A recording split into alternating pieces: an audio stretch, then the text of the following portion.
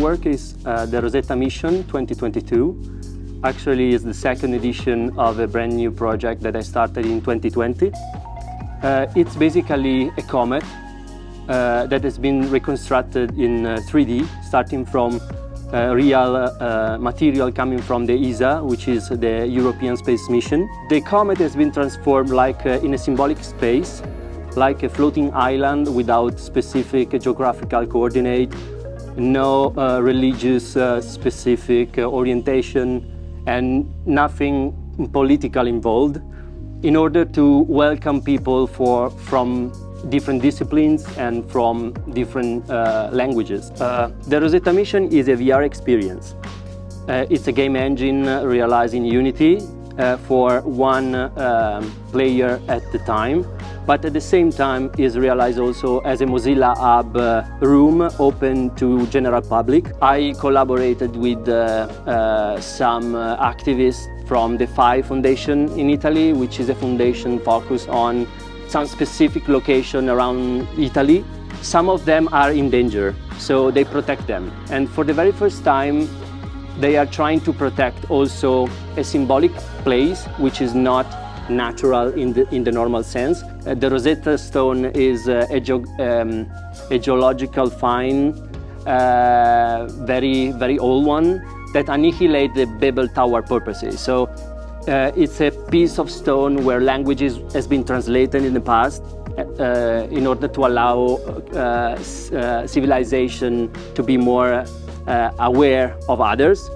So in that situation, the comet is a stone with the same purposes, but in this specific moment, the contribution comes from different disciplines. And in 2022, for the very first time, the conversation has been expanded to ethics.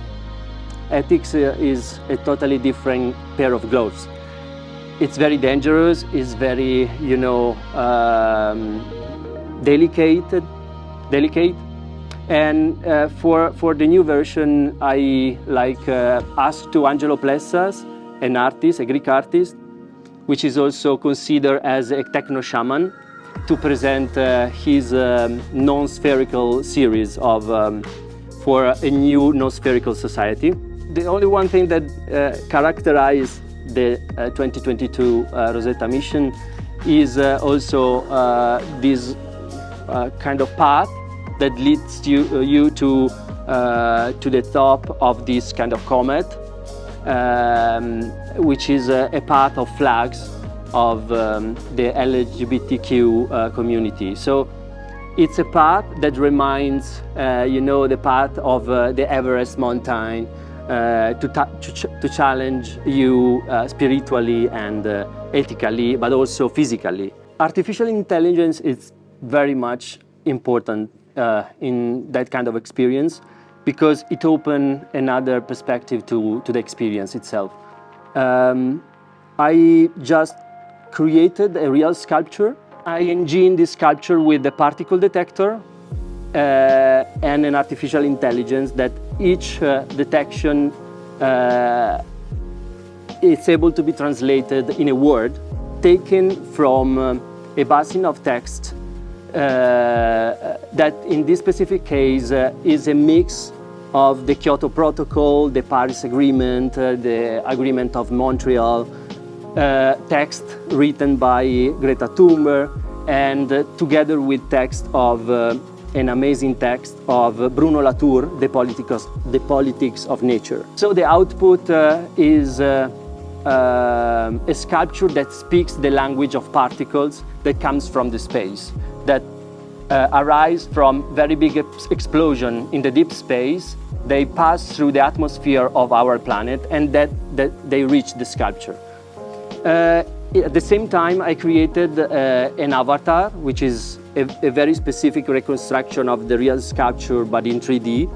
And I put the avatar in a website that takes those phrases that are generated from the artificial intelligence from a Twitter account of the sculpture. So you have a physical object, you have a digital avatar, you have a Twitter account, and you have a website.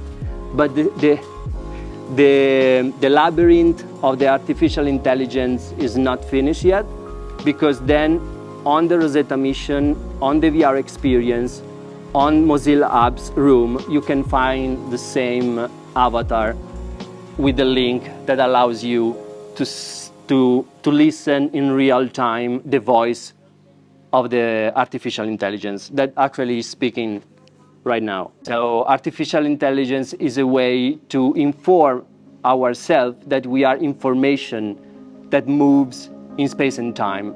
And we are not human beings that use information only for their needs.